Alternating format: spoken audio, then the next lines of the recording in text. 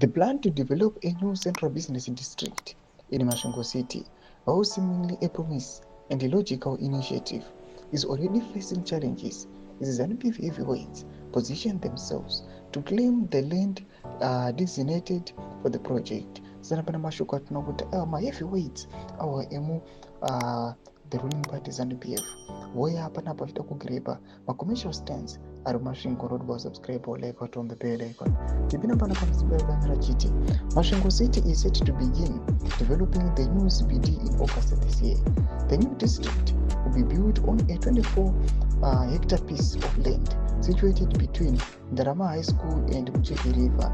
It will also stretch from the area near Benjamin Gorombo Government Building to Old Railways, located in the southeast of the current CBD. The new development will effectively divide Masvingo City by Mucheke River, one of the main tributaries of Lake Mutirivi. This expansion of CBD is part of the city's 20-year master plan, which outlines the growth of trajectory through to 2040, with the aspirations of becoming an industrialized metropolitan by 2030.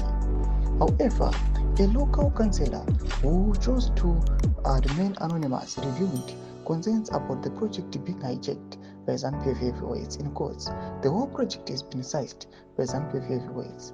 On paper, it's a good idea, but in reality, ZANU-PF land barons have already taken control of it, the councillor stated. Thomas Kogula Panapa, Tiona Tokumana, Panqua Inuoti Layendo, Pakumana the regime, Bakuda to that land. Iowa, it was on paper.